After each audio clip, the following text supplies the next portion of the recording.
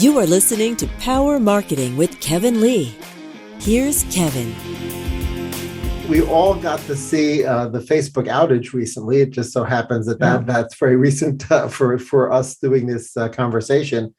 And I thought it was really fascinating to see the different spin that was put on it by different media types, both within the advertising and marketing community, as well as within the mainstream media, right? Obviously, it coincided with a period where Facebook's power was under intense scrutiny, its power to have negative outcomes. But the point you were making is its power to have positive outcomes on communities is also really incredible, right? And then we saw the plug get pulled inadvertently, right?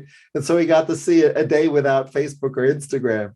And has that changed how you think about the platform from its sort of importance to communities, or from its power to potentially, like the Force has a dark side and a light side? You've been around the business maybe longer, and you're probably a lot smarter than I am. And you know that any form of innovation or technology can be used for both good and bad. And that includes fire. Right? We need it to cook and stay warm. It can also torch things to the ground. Yeah, my perspective, one is let me frame it by saying, one, I'm not a Facebook apologist. One. Two is I'm not a conspiracy theorist. So let me start with those thoughts. I believe in facts and details and matters. I am able, though, to be someone who's very media literate, to look at this whole thing and have a bit of a skewed perspective. And that skewed perspective is, the Wall Street Journal breaks this story, and how many tracking data points do they have on their website? I think it's 40 or 50, someone said in the media. Who benefits the most if Facebook fails? Think about all the traditional media channels where the dollars would be routed back to them. And again, I'm not creating a scene, but it's very easy to punch your enemy in the eye when you have access to audience. So again, I'm not saying Facebook is great. There's no problems with body images. But again, if you look at the arguments that were brought out by the whistleblower, you could really go through them and go like, let's transpose the word Facebook into television or movies or magazines and the issues of what's happening there. Data being just shared that's wrong or false. Young girls having bad image issues. I'm all for that. I mean, this is a world that I really do occupy. But are you going to tell me that magazines haven't been doing that forever, or television shows or movies? I mean, it's the comparison.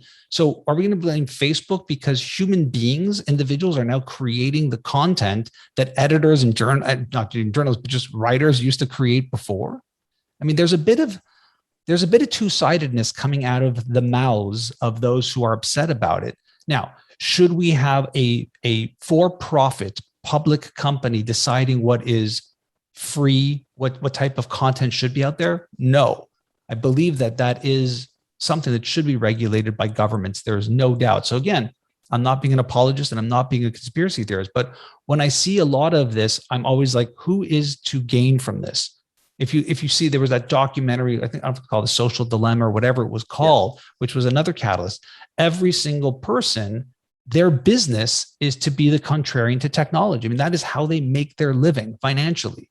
Speaking, writing, thought leadership, jobs, think tanks. So are these people smart? They are. Should they be heard? Absolutely. Is that the only angle? No. Kevin Lee's Power Marketing is available on all your favorite podcast networks. Kevin loves helping businesses excel at marketing.